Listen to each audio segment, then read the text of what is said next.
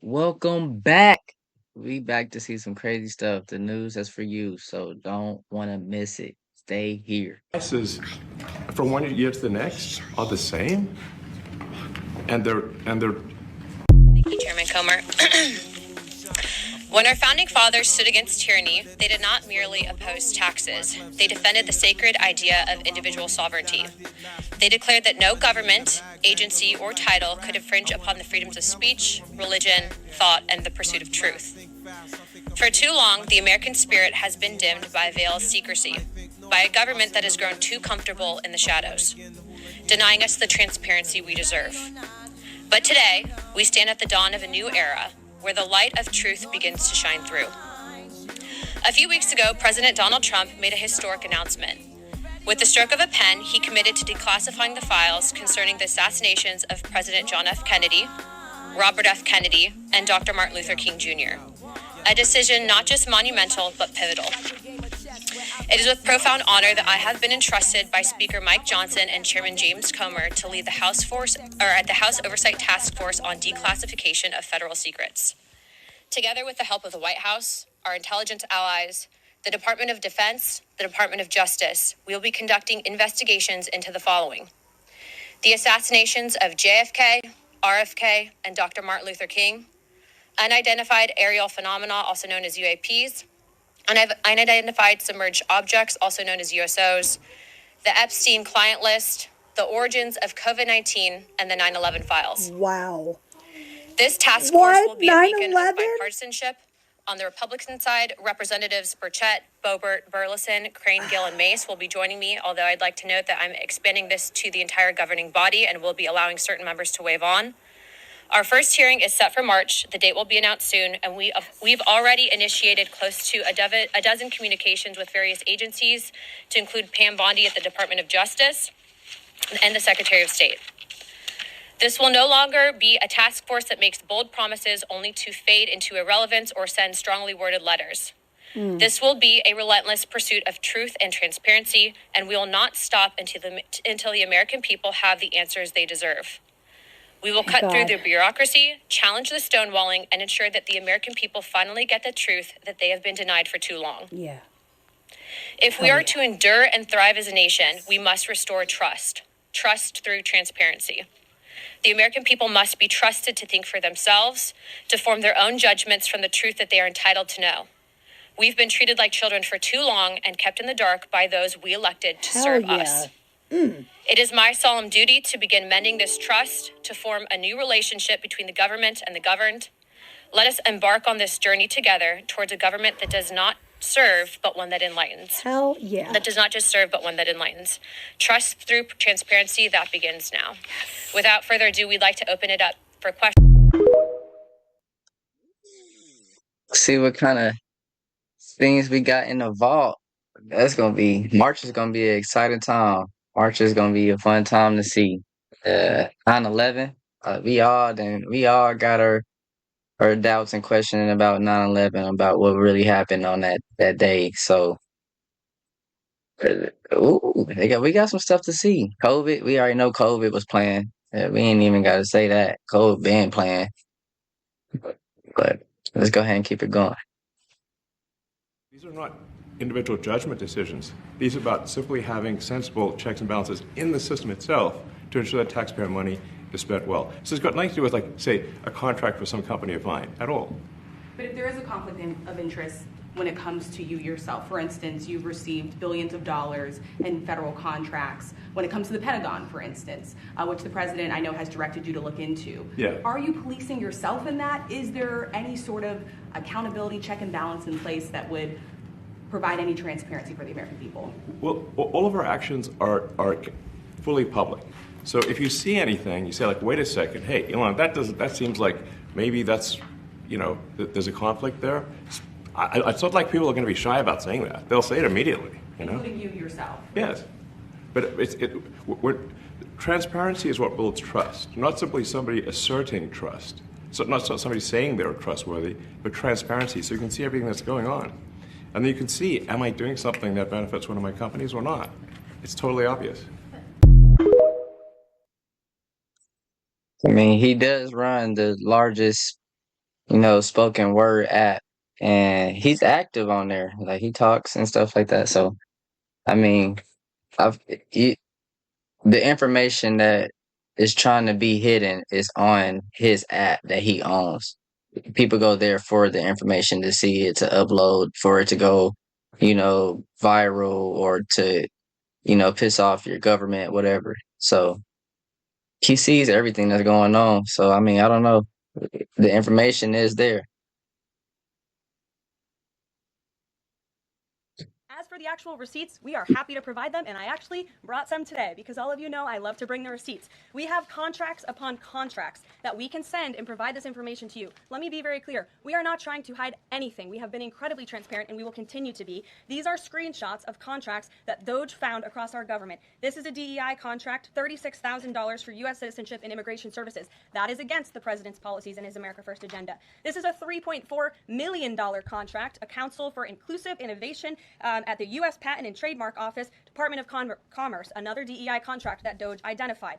I can continue to go through these. Oh, I love this one. $57,000 for climate change in Sri Lanka. What is this doing to continue the interests of the American people? Absolutely nothing. These are the line items across the federal government that DOJ is identifying daily. They're moving very fast. There's a lot of paper that we can show you, but we're happy to do it. This administration has been more than transparent about what DOJ is doing. And here's one of their tweets that they posted about the mine. I believe this is in Pennsylvania, where the federal employee retirement system is being processed. Did anybody know this was even happening in our country before Elon Musk talked about it in the Oval Office yesterday? A lot of Americans didn't. So we are providing transparency and accessibility on a daily basis when it comes to DOJ. And I also have a DOJ daily report, if anybody would like it, on all of the things that they are identifying and finding. We're happy to provide this information to you. We're talking about it every single day. All right. See? Thank you all for being here. Today is a great day for transparency in America because today I'm proud to announce the creation of the Task Force on the Declassification of Federal Secrets. This task force will be a part of the House Oversight Committee and led by the very talented and persistent Congresswoman from Florida, Anna Paulina Luna. During her time on the Oversight Committee, Representative Luna is a sledgehammer against government secrecy. She is committed to throwing open the windows for the American people to allow the sunlight of truth shine on the federal government. I can think of no better person in Congress to lead this task force than Representative Luna. Last month, President Trump signed an executive order to begin the process to declassify information on the assassinations of JFK, RFK, and MLK. This task force serves to build on President Trump's actions. For far too long, the American people have had reasonable questions of what their government, which they fund every day, keeps hidden about certain issues. And for far too long, the federal government has not answered these questions. This creates distrust in our institutions. That ends today. The voters of this nation delivered a historic mandate to President Trump on November 5th.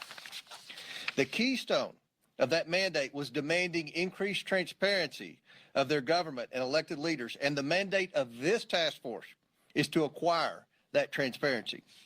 We will open this up for questions from the media, but first I'd like to hand it over to my esteemed colleague and chairman of the new task force, Congresswoman Luna.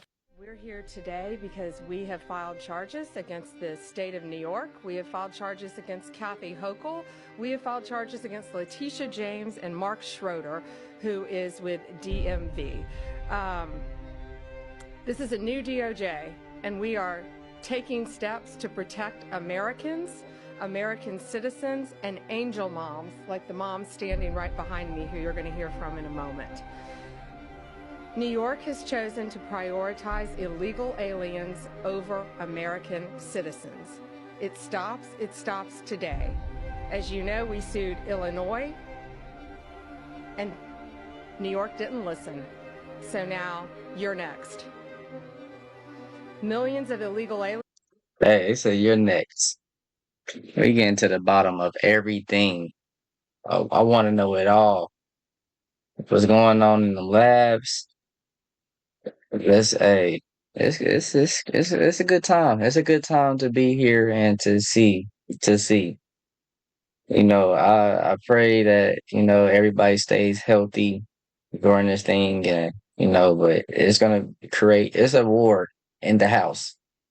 It's always been a war, but the war now between Democrats and Republicans is it's at a level that they've never seen before because I'm you gotta look at who's ultimately funding these programs. So it's crazy.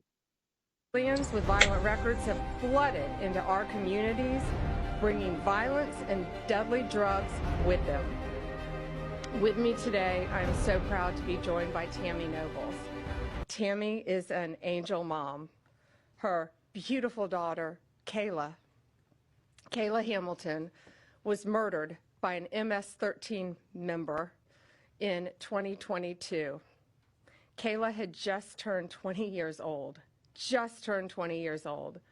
and she was raped and murdered by someone who should not have been in our country. Yet he was released, flown to Maryland, where he committed this violent murder. I just want you to hear from Tammy. Tammy represents not only herself and her family, but all of the great angel moms around this country who have suffered because of what the Biden administration did, and it is over. The administration arresting more people. Yeesh. That's tough. I'm sorry for that lady. Than you have room for. I have seen the reports, and I'm glad you brought it up because we want to address it. There have been a total of 461 illegal aliens. This is of this morning when I got this information from DHS that have been released from custody of the more than 8,000 that have been arrested since President Trump was inaugurated. It's less than 6%. And there are reasons for their release. Some of the factors include a lack of significant likelihood of removal in the foreseeable future, lack of detention availability, which is something this president and this administration has been incredibly vocal about. We are doing everything we can to deport and detain illegal immigrants, but we need Congress's help to increase funding for Border Patrol and for ICE to increase detention capability in our facilities. And then other serious medical conditions have also been the reasons for some of the release of these individuals. But none of them have final deportation orders. Many of them are probably contesting their immigration status. I'd refer you to DHS for more details, but I did get that information because I knew it'd be a question, so thank you. I seen today, and by the time you see this news, it would be at an even crazier number, but they got like 2,000 immigrants out of here, like the ones that they're looking for, the bad people, the ones that's actually out here committing crimes and they got yeah, so it's happening. It's definitely happening. J.D. Vance said that judges aren't allowed to control the executive's legitimate power. You're a constitutional law expert.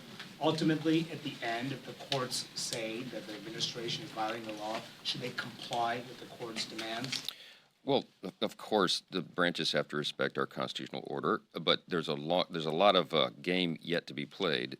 Those will be appealed. We've got to go through the whole process, and we'll get to the final analysis. In the interim, I will say I agree wholeheartedly with Vice President J.D. Vance, my friend, because he's right. What they're doing in the executive branch, I've been asked so many times, aren't you uncomfortable with this? No, I'm not, because when Congress, for example, appropriates dollars for the executive branch to use, we build in not only in the spirit of the law, but in the letter of the law, a broad amount of discretion for how that is used. There is a presupposition in America that the commander-in-chief is going to be a good steward of taxpayer dollars, that the commander-in-chief, the president of the United States, is going to command those within his branch of government to do the right thing by the people, to be accountable, to not fund drag shows in Middle Eastern countries or South America, to not waste our taxpayer dollars. And that's what has been uncovered. And that's why we and the people are applauding what's happening right now in the new administration, because they've taken that seriously.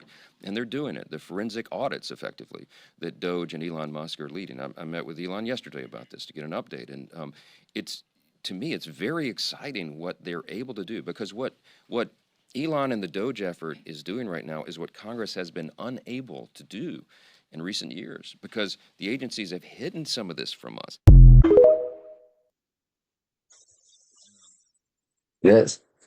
There's always somebody in the back with a briefcase that's running the real show, and nobody's ever snitched on themselves. I mean, actually, hell, people that snitched on themselves, but they're not trying to snitch on themselves. So now it comes to light. Everything that's done in the dark will come to light one day. So it's always good that you do good by yourself and the people around you, because you never know what will turn around and happen and come back up. So if you like what you see here today, you like the news that I brought to you, the crazy information that I'm bringing to you, please like, comment, and subscribe, please. But we just here having fun. I'm not trying to, piss anybody off or anything like that, but I will be back for more crazy information.